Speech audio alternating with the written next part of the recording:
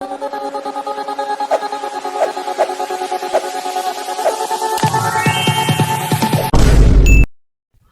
Hello viewers, நான் உங்கள் PK வந்தாச்சு.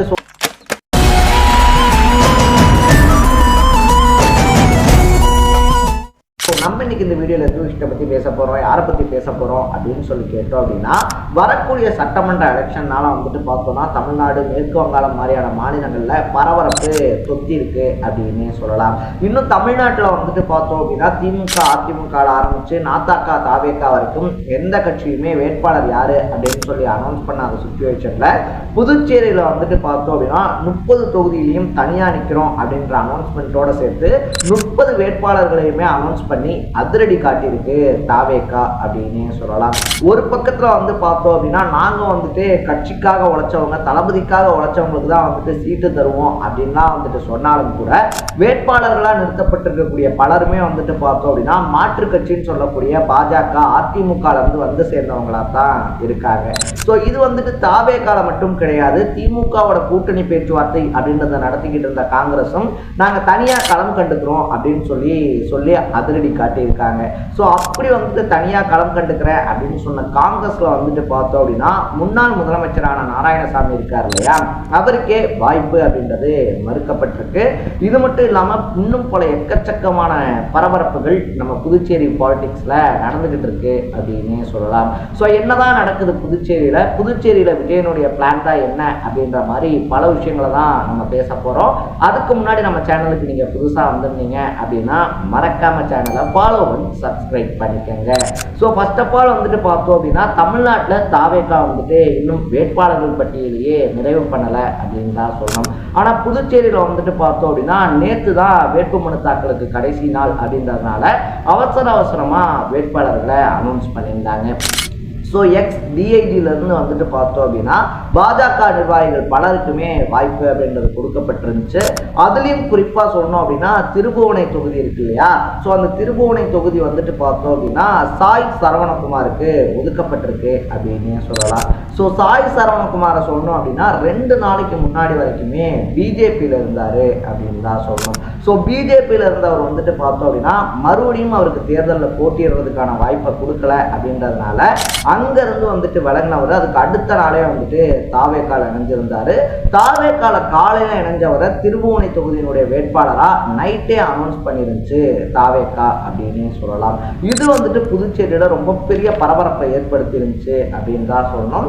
காலையில வந்துட்டு ஜாயின் பண்ணவருக்கு எப்படி நைட்டு நீங்க சீட் கொடுக்க முடியும் அப்படின்னு சொல்லிட்டு, ஆனா சட்டமன்ற தேர்தல்கள்லாம் நெருங்கி வரக்கூடிய சுச்சுவேஷன்ல இந்த மாதிரி வந்துட்டு மற்ற மாநிலங்கள் இருக்கு இல்லையா, மற்ற மாநிலங்கள்ல யூஸ்வலா நடக்கக்கூடிய விஷயம் தான். ஸோ திமுக வந்துட்டு தமிழ்நாட்டில் வேட்பாளர்கள் பட்டியல் அறிவிக்கும் போது பாருங்களேன், வைத்தியலிங்கத்துக்கு, ஓபிஎஸ்க்கு இவங்களுக்குலாம் சீட் இருக்கும்.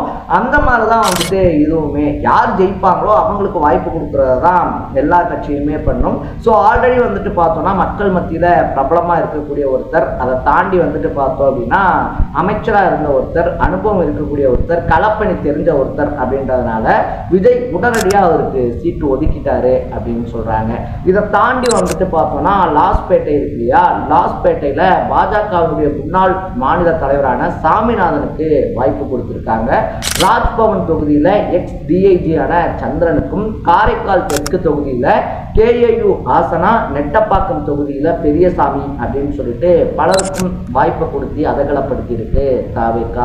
ஸோ தாவேக்கா ஒரு பக்கத்துல வந்துட்டு பார்த்தோம் அப்படின்னா நாங்க தனிச்சு போட்டிடுறோம் அப்படின்னு சொல்லி அனௌன்ஸ் பண்ணது எந்த அளவுக்கு பரபரப்பை ஏற்படுத்துச்சோ அதே மாதிரி தமிழ்நாட்டில் ரொம்ப பெரிய இழுப்பறிக்கு அப்புறமா ஓகே அப்படின்னு சொல்லி கூட்டணி அமைச்சர் திமுக காங்கிரஸினுடைய கூட்டணி அங்க அதாவது புதுச்சேரியில் வந்து புட்டுக்கிட்டு போயிருக்கு அப்படின்னே சொல்லலாம். காலையில வரைக்குமே வந்துட்டு பார்த்தோம் அப்படின்னா பேச்சுவார்த்தை இருக்கு இல்லையா, நாங்கள் பேச்சுவார்த்தை நடத்திக்கிட்டு இருக்கோம் அப்படின்னு சொல்லி திமுக தரப்புல இருந்து அறிவிப்பு வந்தப்பயே மாநில தலைவரான வைத்தியலிங்கமும் அதை தாண்டி பொதுச் செயலாளரான சங்கர் இவங்க 2 பேரும் வந்துட்டு பார்த்தோம்னா காங்கிரஸும் 30 தொகுதியில தனிச்சு நிற்குது அப்படின்ற அறிவிப்பை வெளியிட்டு இருந்தாரு. ஸோ வெளியிட்டதோட மட்டும் இல்லாமல் வேட்புமனு தாக்கல் பண்றதுக்காக ஃபார்ம் ஏ, ஃபார்ம் பி இருக்கு இல்லையா, அந்த 2 ஃபார்ம்ஸையும் ஃபில் பண்றதுக்காக வேட்பாளர்களையும் வர வச்சு அவங்களுக்கு வேட்புமனு தாக்கல் செய்யறதுக்கான எல்லா ப்ராசஸையும் ஸ்டார்ட் பண்ணியிருந்தாங்க. ஆனால் அந்த இடத்துல வந்துட்டு பார்த்தோம் பார்த்தோம் அப்படின்னா முன்னாள் முதலமைச்சரான நாராயணசாமி இருக்கார் இல்லையா, நாராயணசாமிக்கே வாய்ப்பு அப்படின்றது கொடுக்கப்படலை.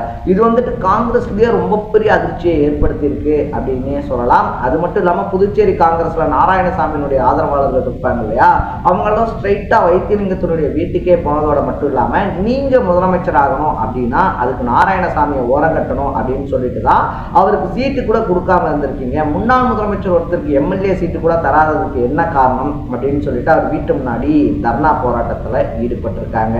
ஸோ இதுக்கு வந்துட்டு பதில் சொன்ன வைத்தியலிங்கம் பார்த்தோம் அப்படின்னா நாராயணசாமி இருக்கார் இல்லையா, நாராயணசாமி வந்துட்டு 2016 பை எலெக்ஷன்ல ஜெயிச்சாரு. 16 பை எலெக்ஷன்ல ஜெயிச்சவர் வந்துட்டு பார்த்தோம் அப்படின்னா அவருடைய முதலமைச்சர் பதவியில தான் தக்க வச்சுக்கிட்டாரே தவிர அவருடைய தொகுதிக்கு எதுவுமே செய்யல.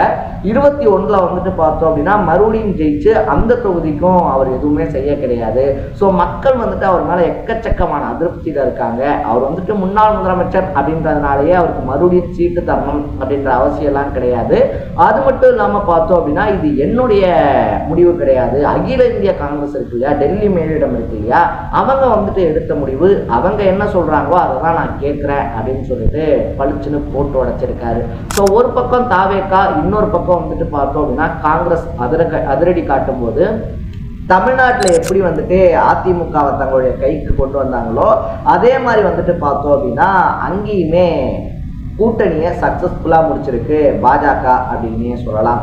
புதுச்சேரியிலையும் என்டிஏ கூட்டணி தான் போட்டிடுறதுனால வந்துட்டு அங்கே அதாவது புதுச்சேரி கள அரசியலை பொறுத்த வரைக்கும் பாஜக மட்டும்தான் கூட்டணியோட போட்டிடுறாங்க. நாம் தமிழர் கட்சி இருக்கு இல்லையா, நாம் தமிழர் கட்சி அதை தாண்டி வந்துட்டு பார்த்தோம்னா தமிழ்நாட்டில் போட்டியிடக்கூடிய ஒரு சில கட்சிகள்லாம் இங்கேயே சேஃபர் சைடாக இருக்கிறதுனால அந்த சைடில் திமுக, அதிமுக, தாவேகா இவங்க மட்டும்தான் வந்துட்டு மும்முனை போட்டி அப்படின்றதுல களமிறங்கியிருக்காங்க. ஸோ விஜயனுடைய வேட்பாளர்கள் நேற்று அறிவிக்கப்பட்டதுலேருந்தே வந்துட்டு தாவேகாவுடைய தொண்டர்கள் உற்சாகமாக ஒரு சிலர்லாம் வந்துட்டு நாங்க தானே அவங்கள விட அதிகமா உழைச்சோம், நேற்று வந்தவங்களுக்கு இன்னைக்கு சீட்டு கொடுத்துட்டீங்களே அப்படின்னு சொல்லி ஆதங்கத்தையும் இருக்காங்களாம். ஸோ எது எப்படியோ யார் ஜெயிக்க போறா அப்படின்றத நம்ம வெயிட் பண்ணி தான் பார்க்கணும். ஸோ 30 தொகுதிகளையும் தனிச்சு நிற்கலாம் அப்படின்னு சொல்லி விஜய் எடுத்திருக்கக்கூடிய துணிச்சலான முடிவை பத்தி நீங்க என்ன நினைக்கிறீங்க அப்படின்றத கமெண்ட் பண்ணிட்டு மறக்காம சேனலை ஃபாலோ பண்ணி சப்ஸ்கிரைப் பண்ணிக்கோங்க. நாளைக்கு இதே மாதிரி இன்னொரு இன்ட்ரெஸ்டிங்கான வீடியோட சந்திக்கலாம். பாய் பாய்.